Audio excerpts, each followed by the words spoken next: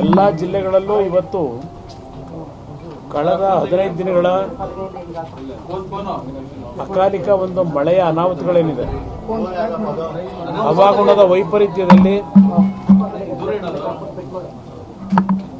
ದೊಡ್ಡ ಮಟ್ಟದ ನಷ್ಟ ವಿಶೇಷವಾಗಿ ಕೃಷಿಕರ ಮೇಲಾಗಿದೆ.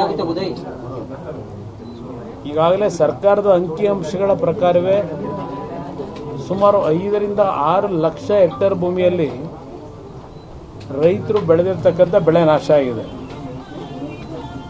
ಸರ್ಕಾರ ತಾತ್ಕಾಲಿಕವಾಗಿ NDRFನಲ್ಲೋ SDRFನಲ್ಲೋ ಕೊಡ್ತಕ್ಕಂಥ ಆ ಗೈಡ್ಲೈನ್ನ ಪರಿಹಾರ ಇದೆಯಲ್ಲ, ಬಹುಶಃ ಅದು ರೈತರ ಸಂಕಷ್ಟವನ್ನು ಪಾರು ಮಾಡುತ್ತೆ ಅನ್ನೋದನ್ನು ಹೇಳಲಿಕ್ಕೆ ಸಾಧ್ಯ ಇಲ್ಲ.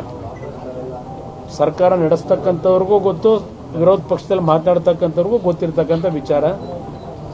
ಇವತ್ತಿನ ಇಂಥ ಒಂದು ಪರಿಸ್ಥಿತಿಯಲ್ಲಿ ನಾನು ಸರ್ಕಾರಕ್ಕೆ ಹೇಳ್ತಕ್ಕಂಥದ್ದು, ನಿಮ್ಮ ಗೈಡ್ಲೈನ್ಸ್ ಏನು ಇಟ್ಕೊಂಡಿದ್ದೀರಿ ಅದು ಎಲ್ಲವನ್ನ ಬದಿಗಿಟ್ಟು ಯಾವ ಬೆಳೆ ನಾಶ ಆಗಿದೆ ಹೆಚ್ಚಿನ ಒಂದು ಆರ್ಥಿಕ ನೆರವನ್ನು ರೈತ ಕುಟುಂಬಗಳಿಗೆ ಕೊಡ್ತಕ್ಕಂಥದ್ದು ಸರ್ಕಾರದ ಕರ್ತವ್ಯ. ಇಲ್ಲದೇ ಇದ್ರೆ ಮತ್ತೆ ಪುನಃ ರೈತ ಕುಟುಂಬಗಳು ಅನಾಹುತಕ್ಕೆ ಒಳಗಾಗ್ತಕ್ಕಂಥದ್ದನ್ನ ನಾವು ಕಾಣಬೇಕಾಗ್ತದೆ. ಈಗಾಗಲೇ ಕೋವಿಡ್ನ ಅನಾಹುತಗಳಲ್ಲಿ ಸರ್ಕಾರ ಸರಿಯಾದ ರೀತಿಯ ಕ್ರಮವನ್ನು ತೆಗೆದುಕೊಳ್ಳದೆ ಪರಿಹಾರದ ಘೋಷಣೆ ಮಾಡಿ ಈ ಕ್ಷಣದವರೆಗೂ ಪರಿಹಾರದ ಮೊತ್ತ ಕೊಡದೇ ಇರತಕ್ಕಂಥದ್ದೇನಿದೆ, ಅದು ಒಂದು ಭಾಗ ಸಂಕಷ್ಟದಲ್ಲಿದ್ದಾರೆ. ಹಲವಾರು ಕುಟುಂಬಗಳು ಆತ್ಮಹತ್ಯೆ ನಡ್ಕೊಂಡಂಥ ಘಟನೆಗಳು ನೋಡ್ತಾ ಇದ್ದೇವೆ. ಇಂಥ ಪರಿಸ್ಥಿತಿಯಲ್ಲಿ ಇವತ್ತು ರಾಜ್ಯದಲ್ಲಿ ರಸ್ತೆಗಳು ಸಂಪೂರ್ಣವಾಗಿ ಹಾಳಾಗ್ತಾ ಇದೆ. ಹಲವಾರು ಕಡೆ ಬ್ರಿಡ್ಜ್ಗಳು ಕೊಚ್ಚೋಗ್ತಾ ಇದ್ದಾವೆ. ಈಗಾಗಲೇ ಸುಮಾರು 20ಕ್ಕೂ ಹೆಚ್ಚು ನಮ್ಮ ಸಾರ್ವಜನಿಕರು ಸಾವನ್ನು ಅನುಭವಿಸಿರ್ತಕ್ಕಂಥ ಕಾಣ್ತಾ ಇದ್ದೇವೆ. ಇಂಥ ಸಂದರ್ಭದಲ್ಲಿ ಸರ್ಕಾರದಲ್ಲಿರ್ತಕ್ಕಂಥ ಮಂತ್ರಿಗಳು ಕಾಟಾಚಾರದ ಸರ್ವೆ ಮಾಡ್ತಕ್ಕಂಥದ್ದಲ್ಲ.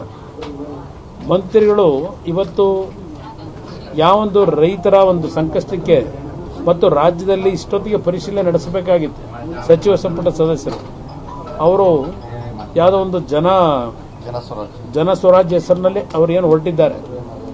ಜನ ಸ್ವರಾಜ್ ಕಾರ್ಯಕ್ರಮದಲ್ಲಿ ಅವರು ಎಲ್ಲೂ ಸಹ ರೈತರು ಈಗೇನು ಸಂಕಷ್ಟಕ್ಕೆ ಒಳಗಾಗಿದ್ದಾರೆ ಆ ಸಬ್ಜೆಕ್ಟೇ ಇಲ್ಲ ಅವರಿಗೆ. ಅವರು ಅದು ಹೊರತುಪಡಿಸಿ ಬೇರೆ ವಿಷಯಗಳನ್ನು ಚರ್ಚೆ ಮಾಡ್ಕೊಂಡಿದ್ದಾರೆ. ಎಷ್ಟರ ಮಟ್ಟಿಗೆ ಇವರಲ್ಲಿ ಗಾಂಭೀರ್ಯತೆ ಇದೆ.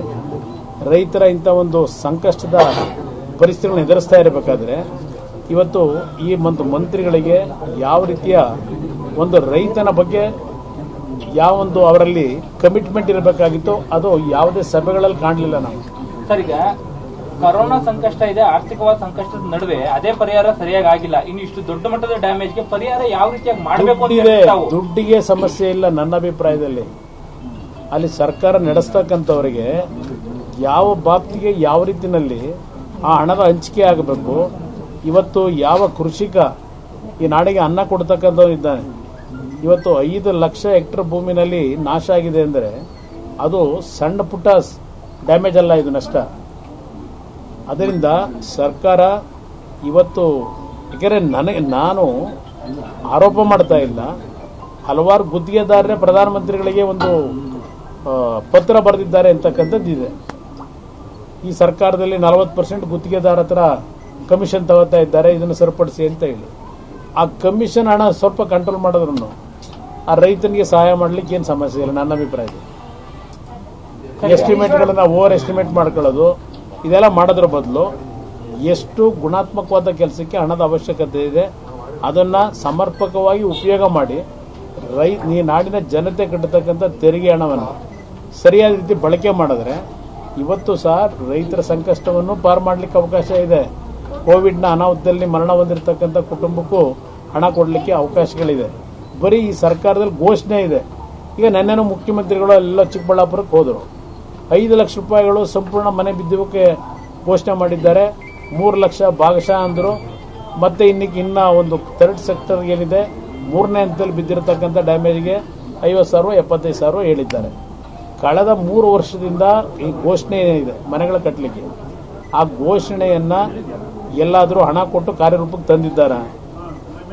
ಬೆಳಗಾವಿಲಿ 3 ವರ್ಷದಿಂದ ಆದಂಥ ಅನಾಹುತಿಗಳು, ಬಾಗಲಕೋಟೆಯಲ್ಲಿ ಆದಂಥದ್ದು, ಕೊಡಗು ಭಾಗದಲ್ಲಿ ಆದಂಥದ್ದು, ಈಗಲೂ ಸಹ ಸಂಪೂರ್ಣವಾಗಿ ಹಣ ಹೋಗಲಿಲ್ಲ 3 ವರ್ಷದಿಂದ.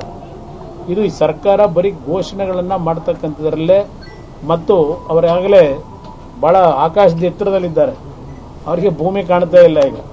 ಯಾಕೆಂದರೆ ಅವರಿಗೆ ಜನ ಇವತ್ತು ಆ ಒಂದು ರೀತಿಯಲ್ಲಿ ಬಲ ಕೊಟ್ಟಿದ್ದಾರೆ ಅಂತಕ್ಕಂಥದ್ದು, ಆ ಬಲ ಹೀಗೆ ಮುಂದಕ್ಕೂ ನಿರಂತರವಾಗಿರುತ್ತೆ ಅನ್ನೋದು ಅವರಲ್ಲಿ ಭಾವನೆ ಏನಿದೆ.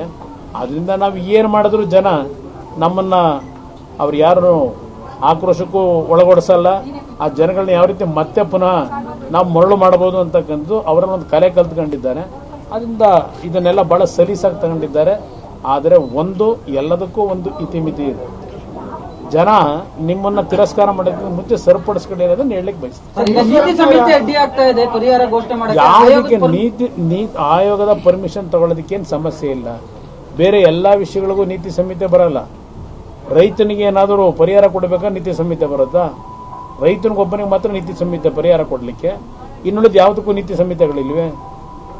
ಅದರಿಂದ ಇವು ಕೇವಲ ನೀತಿ ಸಂಹಿತೆಯ ಹೆಸರಿನಲ್ಲಿ ನೀವು ನಿಮ್ಮ ಜವಾಬ್ದಾರಿಯನ್ನ ಅನುಷ್ಠಾನಕ್ಕೆ ತರ್ತಕ್ಕಂಥ ನುಣುಚ್ಕೋಬೇಡಿ.